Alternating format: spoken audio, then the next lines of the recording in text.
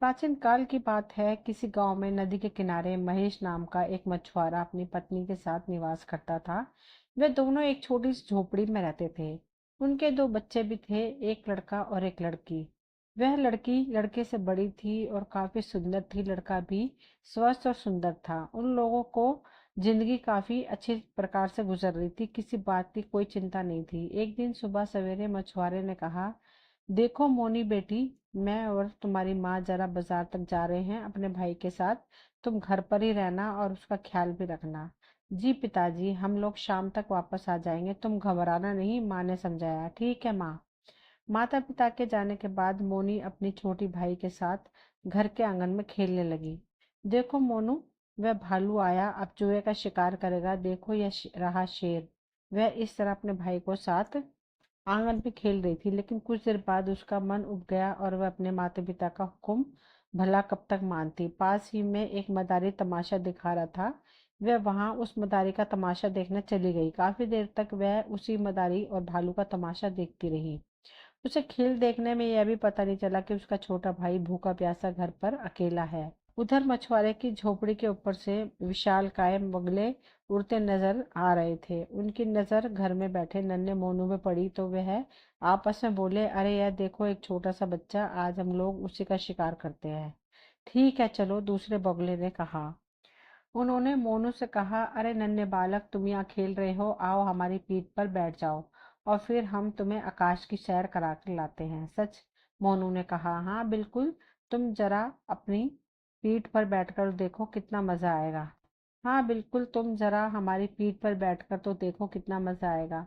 फिर मोनू ने आप देखा ना ताब वह झट से उन बगलों में से एक की पीठ पर जा बैठा। उधर जब मदारी का तमाशा खत्म हुआ, अरे मैं अपने भाई को तो भूल गई थी, वह बेचारा भूखा रो रहा होगा। यह सोचकर मोनी अपने घर की तरफ भागी, मगर वहां मोनू का कहीं पता नहीं था। अरे मेरे भैया, कहाँ चला गया तू? सारे खिलौने तो यहीं पे पड़े हैं। मोनी खिलौने देखकर बोली। मोनू ने पहले पूरे घर में देखा, फिर छत पर, फिर बाहर झांक कर देखने लगी। वहां भी नहीं है। हे भगवान, कहाँ चला गया मेरा भाई? उसने मन में सोचा। फिर वह उसे बाहर ढूंढने गई, लेकिन वहां होता तो तभी तो मिलता। उसका तो दूर दूर तक पता नहीं था। वह ढूंढते ढूंढते थक चुकी थी और निराश होकर वापस आ गई थी।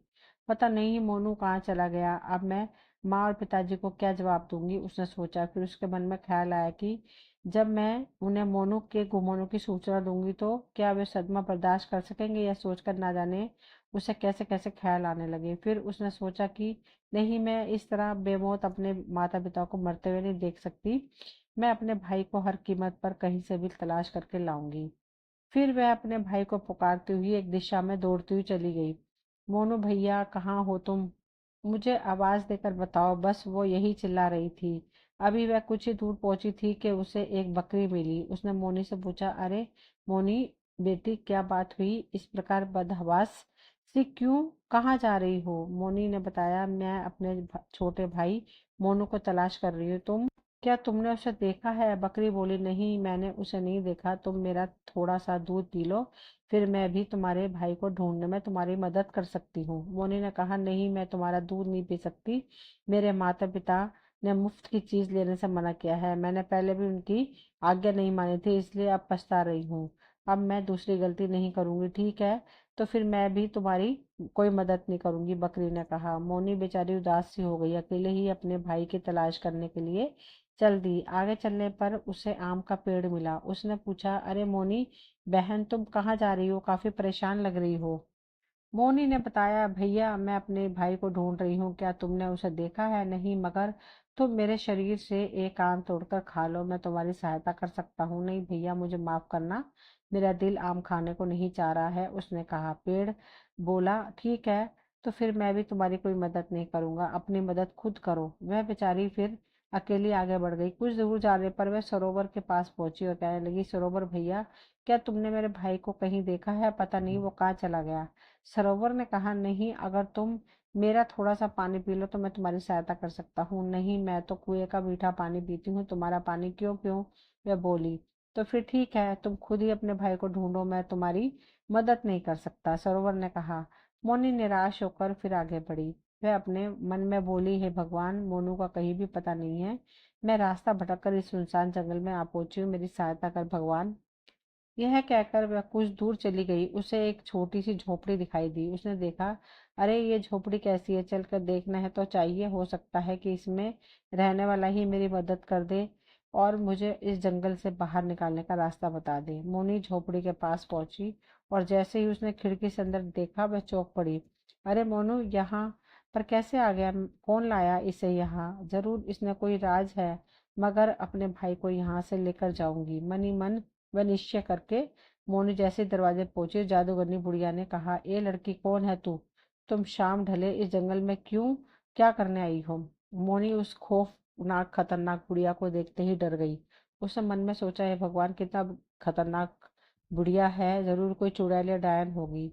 मगर अगले ही पल उसने बात को बनाते हुए कहा, नानी माँ, अपनी सहेली के साथ मैं खेलती हुई जंगल में आ पहुंची।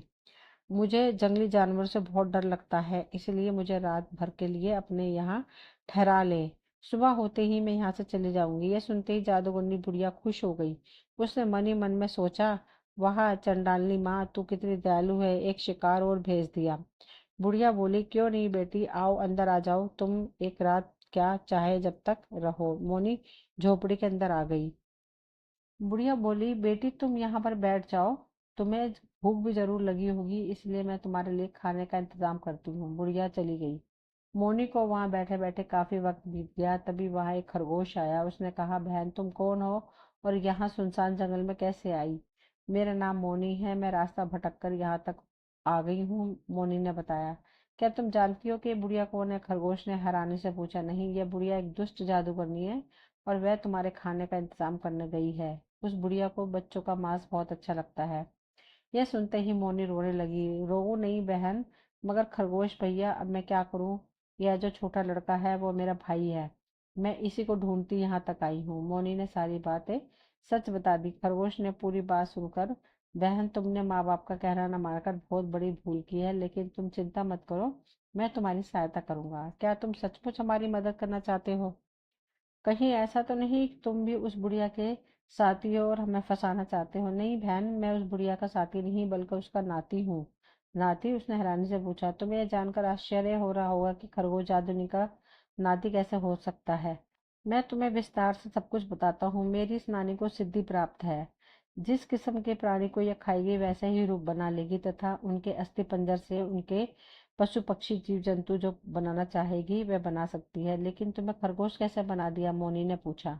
एक दिन मेरे माता पिता व भाइयों ने मेरी नानी के इस बर्ताव का विरोध किया तो मेरी नानी ने गुस्से में आकर मेरे माता पिता और भाई को खा लिया और उनके अस्थि पंजर से उन्हें बगला बना दिया।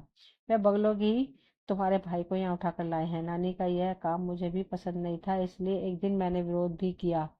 क्या कहा तुमने? उसने पूछा। मैंने उनसे कहा कि नानी, तुम यह घिनौना काम क्यों करती हो? मुझे तो इस काम से सख्त नफरत है। आप इस काम को छोड़ क्यों नहीं देती? तब बुढ़िया ने कहा, बेवकूफ लड़के, तू भी मेरे रास्ते से बाधा उत्पन्न कर रहा है। तेरे माता पिता और भाई भी इसी बात की सजा काट रहे हैं। इससे पहले कि वे वहां से भाग सकता, उस बुढ़िया ने मुझे खोलते पानी में डाल दिया और खा गई। फिर मेरे अस्थि पंजर से मुझे खरगोश बना दिया। फिर उसने मुझसे कहा, तुम सुन, तेरे माँ बाप और भाई तो मेरे गुलाम थे, आज से तू भी मेरा गुलाम है। इस तरह जब से आज तक मैं अपनी नानी का आज्ञा का पालन करता आ रहा हूँ, लेकिन आज तो मैं यह देखकर मुझसे सहा नहीं जा रहा है, इसलिए मुझे तुम्हारी जान हर कीमत पर बचानी है। मुझे कोई उपाय सोचने दो। अभी खरगोश उपाय सोच ही रहा था कि अंदर से बुढ़िया की आवाज आई, मोनी बेटी, खाना खा लो। खरगोश बोला, संभल कर रहना मोनी, यह खाने का नहीं बल्कि तुम्हारी मौत का बुलावा है। अब मैं क्या करूं? खरगोश बोला, अब तो एक ही उपाय है, तुम अपने भाई को लेकर यहाँ से फौरन भाग जाओ, तब तक मैं नानी को रोकने की कोशिश करता हूँ। मोनी अपने भाई को लेकर तुरंत निकल गई और तभी अंदर से आवाज आई, जल्दी आओ मोनी बेटी, तुम्हारा खाना ठंडा हो रहा है, क्यों इतनी देर लगा रही हो? अभी आई नानी माँ, खरगोश ने मोनी की आवाज में कहा। बुढ़िया ने फिर आवाज लगाई, मोनी बेटी, वहां बैठकर क्या कर रही हो? बस अभी आई नानी माँ, खरगोश ने कहा। जब बार बार आवाज देने पर मोनी नहीं आई तो बुढ़िया ने अपने मन में सोचा, जरूर दाल में कुछ काला है, अभी जाकर देखती हूँ। जैसे वे कमरे में पहुंची, अरे शैतान, तू क्या कर रहा है? वो लड़का और लड़की कहाँ चले गए? खरगोश हंसकर बोला, मैंने उन्हें भगा दिया, अब तुम उन्हें कभी नहीं पकड़ सकती। यह सुनते ही बुढ़िया हैरान रह गई। उसे खरगोश को देखकर बड़ा गुस्सा आ रहा था। दुष्ट, तेरी ये हिम्मत, तूने मेरे शिकारों को भगा दिया। अभी मजा चखाती हूँ। मुझे छोड़ दो नानी, मुझ पर दया करो, आइंदा ऐसा नहीं करूंगा, खरगोश रोते हुए बोला। लेकिन बुढ़िया को उस पर दया नहीं आई। उसने खरगोश को जलती हुई भट्टी में डाल दिया। खरगोश चिल्लाने लगा। बुढ़िया बोली, अब मुझे हमेशा हमेशा के लिए छुट्टी मिल गई। मर गया दुष्ट। फिर बुढ़िया उन लोगों को तलाश करने निकल पड़ी। वहां जाकर उसने अपनी जादुई छड़ी घुमाकर जंगली जीवों से कहा, ए मेरे गुलामों, जो मेरी आवाज सुन रहे हो, फौरन मेरे पास आओ। बुढ़िया की आवाज पूरे जंगल में गूंज गई। अगले ही पल बहुत से तरह तरह के पशु पक्षी बुढ़िया जादूगरनी की तरफ दौड़ने लगे। ये वही पक्षी पक्षी थे जिन्होंने बुढ़िया ने जादू से अपना गुलाम बनाया हुआ था। शीघ्र ही वह बोली, ए मेरे गुलामों, फौरन चारों तरफ फैल जाओ और मेरे शिकारों को ढूंढ कर लाओ। जो आज्ञा, जानवर बोले। फिर जंगल के सभी पशु पक्षी चारों तरफ फैल गए और उन दोनों की तलाश करने लगे। इधर मोनी अपने भाई को गोद में लेकर तेजी से भाग रही थी। अचानक, वह देखो, वह रही वह लड़की, जल्दी जाओ, चलो, हमें उन्हें तुरंत पकड़ लेते हैं। जब मोनी को अपने पीछे भयानक आवाजें सुनाई दी तो उसने डरते हुए प्रार्थना की, हे भगवान, ये जानवर मेरी तरफ क्यों आ रहे हैं? जरूर इन्हें इस जादूगरनी ने भेजा है। बचने का कोई रास्ता न देखकर वह तेजी से दौड़ने लगी। जल्दी से वह सरोवर के किनारे पहुंच गई। यह वही सरोवर था जिसका पानी उसे पीने से इनकार कर दिया था। सरोवर बोला, ठहरो मोनी, इस तरह तुम इन मायावी जानवरों से नहीं बच सकती। मोनी बोली, सरोवर भैया, अब तुम ही मेरी सहायता करो, मैं थक चुकी हूँ। एक शर्त है, मुझे मंजूर है, पहले तुम्हें मेरा पानी पीना होगा, तभी मैं तुम्हारी सहायता करूंगा। फिर जैसे ही मोनी ने सरोवर का पानी पिया, सरोवर दो हिस्से में बट गया। सरोवर ने कहा, मेरे भीतर आ जाओ, अब वो मायावी जानवर तुम्हारा कुछ नहीं बिगाड़ सकते। ठीक है भैया। और जैसे ही मोनी सरोवर के बीच में पहुंची, सरोवर ने उसे छिपा लिया। अब तुम चुपचाप रहना बहन, ये मायावी जानवर इधर ही आ रहे हैं, सरोवर ने कहा। सभी जानवर सरोवर के पास आकर बोले, अरे, अभी उस लड़की को यहीं खड़ी देखा था, अचानक कहाँ चली गई? जरूर वह आगे भाग गई होगी, चलो चलते हैं। फिर सभी जानवर शेर के पीछे पीछे चल दिए। उनके जाते ही सरोवर ने कहा, फिलहाल तुम सुरक्षित हो बहन, इतनी जितनी जल्दी हो सके यहाँ से दूर निकल जाओ। मोनी बोली, तुम्हारा बहुत बहुत शुक्रिया भैया, मैं ये उपकार मैं तुम्हारा कभी नहीं भूलूंगी। मोनी सरोवर से निकलकर फिर एक दिशा में दौड़ने लगी, मगर अभी वह कुछ ही दूरी पर पहुंची थी कि तभी उसे उन मायावी जानवरों ने देख लिया। अरे देखो, वह रही वो लड़की, उसे चलकर जल्दी से पकड़ो। तभी जानवरों ने शोर मचाया। मोनी बुरी तरह से घबरा गई। उसने अपने भाई को छाती से चिपटा लिया और तेजी से दौड़ने लगी। दौड़ते दौड़ते वह उसी आम के पेड़ के नीचे पहुंची जिसके आम खाने से उसने इनकार कर दिया था। आम के पेड़ ने कहा, मोनी, इस प्रकार कब तक भागती रहोगी? ऐसे जान नहीं बचेगी। मोनी ने कहा, भैया, इस वक्त मैं बहुत परेशान हूँ। एक बुढ़िया जादूगरनी के मायावी जानवर मेरे पीछे पड़े हैं, वे मेरी जान के पीछे पड़े हैं, मेरी मदद करो। आम का पेड़ बोला, जरूर करूंगा मैं तुम्हारी मदद, मगर तुम्हें पहले मेरे शरीर से एक आम तोड़कर खाना होगा। जरूर खाऊंगी। उसने तुरंत एक आम तोड़ा, जल्दी जल्दी खाने लगी। आम के खाते ही पेड़ का तना 20 में से दो हिस्सों में बट गया। आम के पेड़ में कहा, मेरे अंदर आ जाओ। मोनी फौरन तने के भीतर पहुंची। उसने अंदर पहुंचते ही तना फिर जुड़ गया। अब सब जानवर वहां आए और बोले, अरे, वह लड़की भी अभी यहीं खड़ी थी, कहाँ गायब हो गई? हमने तो उसे यहीं देखा था, लगता है वह आगे भाग गई, चलो चलकर देखते हैं। उसके जाते ही तना फिर दो हिस्सों में बट गया और फिर बहार निकल कर आई। आम के पेड़ ने कहा, अब तुम सुरक्षित हो मोनी, जाओ अपने भाई को लेकर भाग जाओ। पेड़ भैया, मैं तुम्हारा एहसान कभी नहीं भूल सकती, मोनी ने याचना भरे स्वर में कहा। फिर पेड़ तने से निकलकर वह पूरी ताकत से अपने घर की तरफ दौड़ने लगी। तभी बगलों के झुंड ने मोनी को भागते हुए देखा और कहा, अरे साथियों, वे देखो, वह भागी जा रही है, ये लड़की, चलो चलकर पकड़ते हैं। फौरन ये जानवर मोनी की ओर दौड़ने लगे। मोनी को भी खतरे का एहसास हो गया। उफ, ये मायावी बगले जादूगरनी के भेजे हुए हैं जिनके बारे में मुझे खरगोश ने बताया था। अब मैं क्या करूं? आसपास छिपने की कोई जगह भी नहीं है। तभी मोनी को जाते देखकर बकरी ने कहा, अरे मोनी बेटी, क्या बात है? ओ बकरी माँ, मेरी सहायता कीजिए, वो मायावी जानवर मेरे पीछे पड़े हैं। बकरी ने कहा, मोनी बेटा, मैं तुम्हें इस परेशानी से बचा सकती हूँ, मगर तुम्हें मेरा दूध पीना होगा। मोनी ने कहा, मैं तुम्हारा दूध जरूर पीऊंगी बकरी माँ। अब मेरी समझ में आ गया कि अगर कोई प्यार से कहे तो उसकी बात मान लेनी चाहिए। बकरी बोली, शाबाश, अब तुम हकीकत में समझदार हो गई हो। अब जल्दी से मेरा दूध पियो। मोनी ने तुरंत बकरी का दूध पी लिया। बकरी का मुंह विशाल गुफा की तरह फट गया। ये भगवान, ये कैसा चमत्कार है, मोनी ने आश्चर्य से कहा और उसके मुंह की ओर देखा। बकरी ने कहा, अब देर मत करो मोनी, जल्दी से अपने भाई के साथ मेरे मुंह में आ जाओ। मोनी ने झटपट अपने भाई को उठाया और बकरी के मुंह में घुस गई। उन दोनों के अंदर जाते ही बकरी ने अपना मुंह बंद कर लिया और अगले ही पल सामान्य हो गई। ठीक उसी समय वहां बगुल आकर बोले, अरे वह लड़की अभी तो अपने भाई के साथ यहीं पर खड़ी थी, फिर अचानक कहाँ गायब हो गई? अभी तो हमने उसे यहाँ देखा था। चलो आगे चलकर उस बकरी से पूछते हैं, वो ही हमें बताएगी, दूसरे बगुले ने कहा।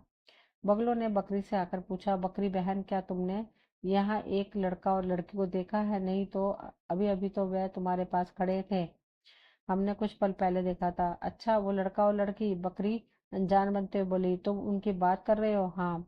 अरे हाँ, एक लड़की अभी दौड़ती हुई अपने सामने वाली पहाड़ी की तरफ गई है, उसी गोद में एक छोटा बच्चा था, बकरी ने बताया। एक बगला बोला, चलो साथियों, हम उसी तरफ चलकर देखते हैं। हाँ ठीक है, वह पहाड़ी के अंदर ही छुपी होगी।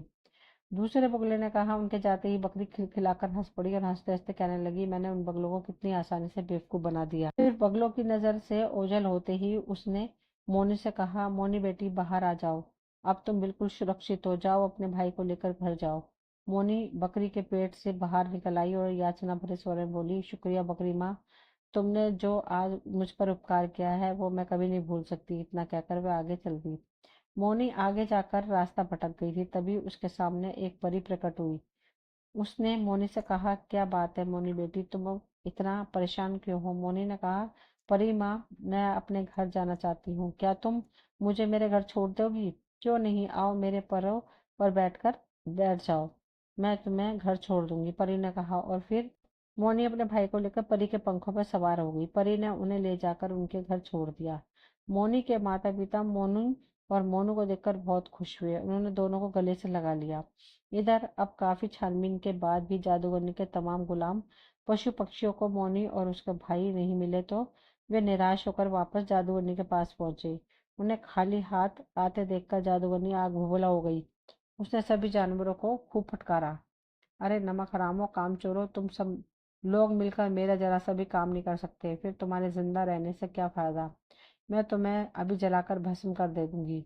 जानवर ने सोचा कि इससे पहले ये हमें खत्म करे, हम सब मिलकर इस पर हमला बोल देते हैं, और इससे पहले कि बुढ़िया जादूगरनी जादू का इस्तेमाल उन पर कर पाती, सभी जानवर उस जादूगरनी पर टूट पड़े और बोले, मार डालो इस दुष्ट को। फिर उन जानवरों ने मिलकर उस जादूगरनी बुढ़िया को मार दिया। उसके मरने के कुछ ही क्षणों बाद एक चमत्कार हुआ। आहा, मुझे अपना शरीर मिल गया। आहा, हम सब जीवित हो गए। वहां सभी जानवर मनुष्य के रूप में आ गए और फिर उसके बाद सभी ने एक दूसरे को से विदा ली और प्रसन्नता पूर्वक नाचते गाते अपने अपने घरों को तरफ चल दिए। दोस्तों, दुष्ट को उसकी दुष्टता की सजा मिलकर ही रहती है। जादूगरनी बुढ़िया से सभी जीव परेशान थे, अतः जब उन्हें छोटे बच्चों की सहायता करने का समय आया तो वे सहायता के लिए बढ़कर आगे आ गए। फिर सबने मिलकर जादूगरनी बुढ़िया को मार डाला। दोस्तों, ये कहानी यहीं तक थी। मुझे उम्मीद है आप सभी को ये कहानी पसंद आई होगी। अगर पसंद आई हो तो प्लीज़ चैनल को लाइक शेयर सब्सक्राइब करें। मिलती हूँ अगली कहानी में, तब तक के लिए थैंक यू।